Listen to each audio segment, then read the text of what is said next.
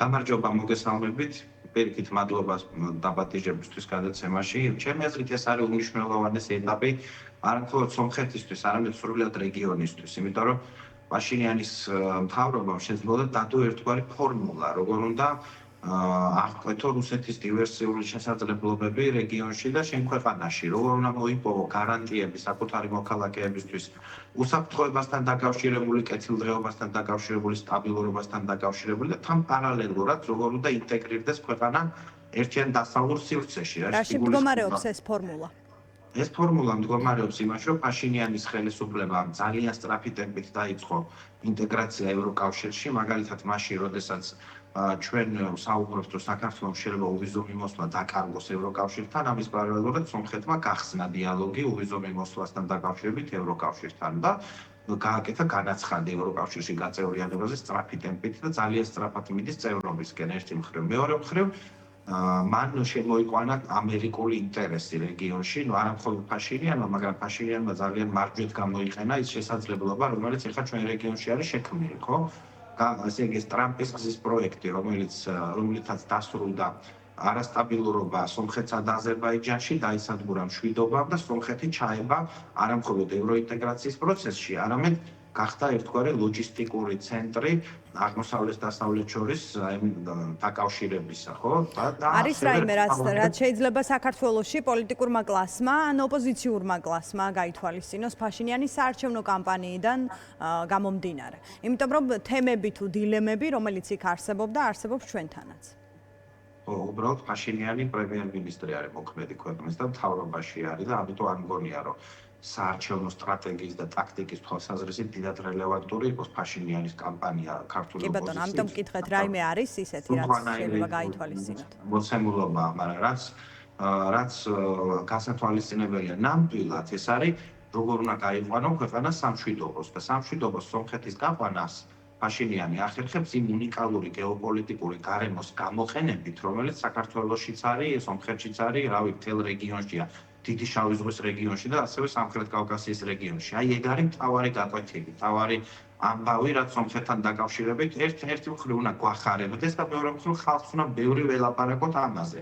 იმიტომ რომ რაზე დგას ხო ქართული ოცნების პროპაგანდა? ქართული ოცნების პროპაგანდა დგას, რომ მათი სამშობლოს ღალატის პოლიტიკა და საქართველოს სახელმწიფოებრიობის მტრებთან შეკრა რუსეთთან, არ ვიცი, ირანის ტერორისტულ რეჟიმთან მაგალითად და ამას უწოდებს პრაგმატულ პოლიტიკას. და სინამდვილეში თავარი ამბავი მედიისთვისაც, პოლიტიკური პარტიებისთვისაც, ვისთვისაც საქართველოს ევროპული მომავალი მნიშვნელოვანია დამოუკიდებლობა და სუვერენიტეტი არის ეგ, რომ მაგაზე უნდა ვილაპარაკოთ ბევრი. როგორ მოიპოვება სინამდვილეში საკუთარი მოქალაქეებისთვის უსაფრთხოება, კეთილდღეობა და სტაბილურობა და ეს ხდება და რეალურად რას ნიშნავს ასევე რეალური მშვიდობა. რა თქმა უნდა, ეს მოიპოვება უსაფრთხოებაც იყოს გარანტირებული. კი ბატონო, თუმცა აი ამის პარალელურად ჩვენ ვხედავთ, როცა ეს არის მათ შორის საქართველოში ქართული ოპოზიციის მთავარი მისია, მიზანი თუ ამოცანა, ვხედავთ, რომ არ წყდება გიგა დაპირისპირებები ან განცხადებები, რომელიც ამ დაპირისპირებას ქმნის და ან ყოველდღიურად ააქტიურებს. დღეს როგორ გამოიხმაურებით თქვენ მიხეილ სააკაშვილის განცხადებას სასამართლო პროცესზე, მას კონკრეტულად არ დაუსახელებია რომელიმე პარტია, თუმცა თუ გავითვალისწინებთ მის წინა განცხადებებს, რომელიც ალიანსის გასაკრიტიკებლად იყო გამოყენებული, დღეს ის ამბობს, რომ ჩამოუყალიბდა ოპოზიციას გარკვეულ თუ მნიშვნელოვან ნაწილს ლუზერის ფსიქოლოგია, რომ ჩვენ უნდა გაგვიჩნდეს გამარჯვების ფსიქოლოგია და შესაბამისად მას ჰქონდა გზავნილი ასევე ალიანსთან დაკავშირებით, რომ ჩემ გარეშე ერთობა არ გამოვა ფაქტობრივად ეს თქვა. არ მინახავს ეგ განცხადება და საერთოდაც არ გამოვეხმაურები თუ ჩემს სურვილზეა. ეს შეიძლება უკავშირდებოდეს ალიანსსაც და ალიანსის შემავალი მნიშვნელოვანი პარტია. ალიანსს აქვს თავისი დღის წესრიგი და ამ დღის წესრიგით გააგრძელებს მუშაობას და რაც შეეხება რაღაცა კონფრონტაციულ ტონს ერთმანეთის მიმართ და რაღაც ბრალდებებს და საკუთარი თავის აქტუალიზაციის ცდილობებს ამ დაპირისპირებებში. ამას საერთოდ არ გამოვეხმაურებ. მიხეილ სააკაშვილს საკუთარი თავის აქტუალიზაცია სჭირდება თქვენი. სტრატეგიულ შეცდომად მიმაჩნია ტალახის სროლა ერთმანეთის მიმართ. ანუ ეს ტაქტიკის პრობლემა კი არ არის. არის სტრატეგიული ტიპის შეცდომა, რომელსაც ზოგიერთი პოლიტიკოსი უშვებს სისტემატიურად. მე არ ვაპირებ, რომ აქ შეცდომის ნაწილი გავხდე. მესმის, არც გიბიძგებთ, რომ აი ამ კონფრონტაციულ ტონში მას აყვეთ. დიდი მადლობა. მაგრამ გიგა, მაინც გკითხავთ რას? როცა ერთი მხარე თუნდაც შესაძლოა ეს არ იყოს ორმხრივი დაპირისპირება, ან ყოველმა განცხადებამ არ გამოიწვიოს თქვენი მხრიდან პასუხი ასეთივე ტონით. მაგრამ როცა ალიანსში შემავალია ერთი მნიშვნელოვანი პარტია, რომლის ლიდერიც არის კრიტიკულად განწყობილი თქვენი მისამართით და ეს მხოლოდ კრიტიკას არ გულისხმობს, თუ გავიხსენებთ მაგალითად წერილებს, რომელიც მელიამ და სააკაშვილმა გამოაქვეყნეს ერთმანეთის შესახებ, როგორც შეიძლება საზოგადოებამ ეს აღიქვას. ან როგორ შეიძლება ვივარაუდოთ ჩვენ ალიანსის მომავალი? ნაციონალური მოძრაობა ბოლო პერიოდის განმავლობაში სამუშაო პროცესში საერთოდ არ არის ჩართული, ეს ეხება 26 მაისის კამპანიასაც. ნაციონალური მოძრაობა საერთოდ მონაწილეობას არ იღებდა მაგ კამპანიაში. ეს არის მოცემულობა, ხო? ვაგრძელებთ მუშაობას, თქვენ შეგიძლიათ ნაციონალურ მოძრაობას, მიხეილ სააკაშვილს, სხვა ლიდერებს ნაციონალური მოძრაობის კითხოთ ამის შესახებ. მე მახსოვს თქვენს ოფისში მინახავს თინა ბოკუჩავა, ანუ 26 მაისის ორგანიზებაში არ იყო ეს პარტია ჩართული. როგორ უყურებენ საკუთარ მომავალს ალიანსში, ეს შეგიძლიათ დაუსვათ ეს შეკითხვა თავად ნაციონალურ მოძრაობას. მე კიდევ ერთხელ გიდასტურებთ, რომ არავითარ ამ ტალახის როლებში მე მონაწილეობას არ ვაპირებ. იმიტომ კი არა, რომ რამის თქმა არ შემიძლია. იმიტომ რომ მიმაჩნია, რომ ეს არის სტრატეგიული შეცდომა და ვიღაცის შეცდომის გამო არ ვაპირებ, რომ მეც იგივე შეცდომა დაუშვა. აბსოლუტურად შეგნებულად. შეიძლება ძალიან ბევრი მქონდეს სათქმელი და პირად დამოკიდებულებები პოლიტიკური კომენტარები მქონდეს სხვა. ფიქრობთ თუ არა, რომ ისევ თქვენი ამომრჩეველი იმსახურებს უფრო მეტად დაკავშირებით. კი ბატონო, ეს არ არის ორ პარტია, ანუ მე მინდა სწორად გაიგოთ რა მიზანი მაქვს, როცა კითხვას ვსვამ.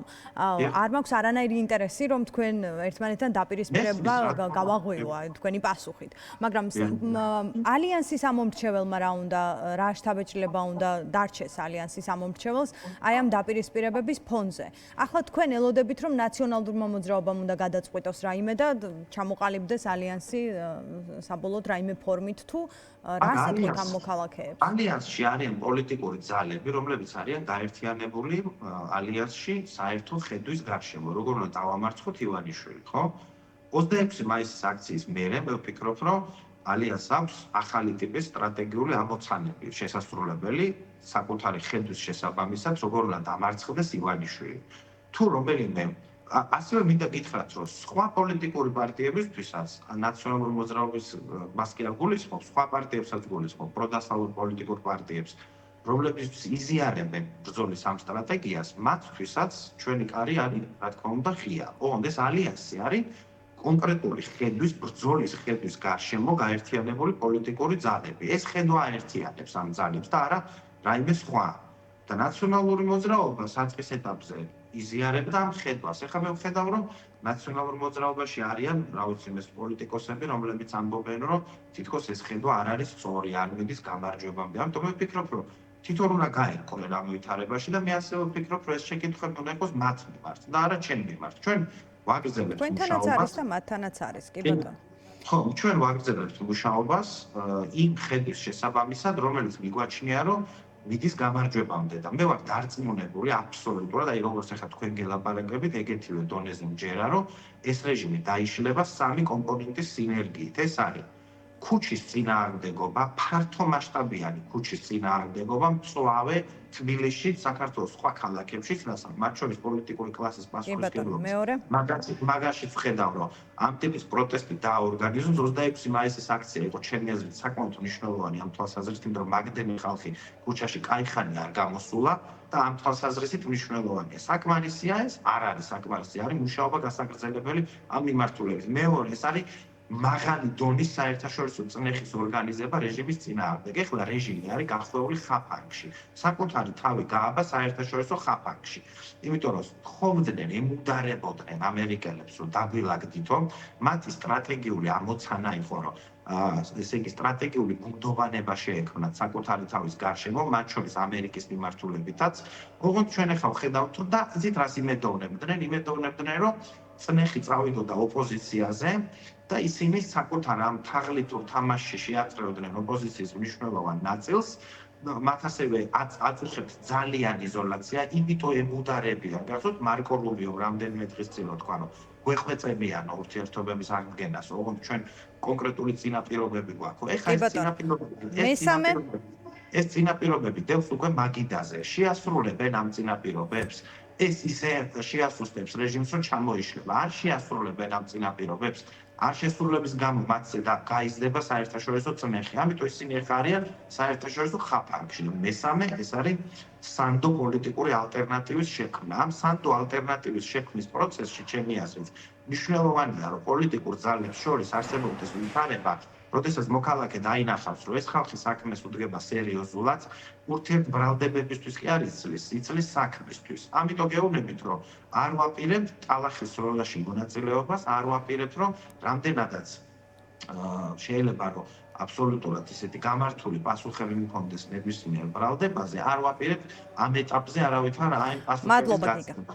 არათუ ნაციონალური მოძრაობისთვის არ ვაპირებთ, სხვა პოლიტიკური პარტიებსაც არ ვაპირებთ და ეს ის მდგომარეობა კი არა, რომ სათქმელი არ მაქვს. ეს არის მდგომარეობა, როდესაც უნდა გაიაზრო, რომ ივანიშვილს არ უნდა მისცეს სტრატეგიული უპირატესობა პროპაგანდისტულ ომში. აი ამას თუ გაიაზრებს, კი ბატონო. პრინციპში ესეც ხო პასუხია. კი ბატონო, მადლობა.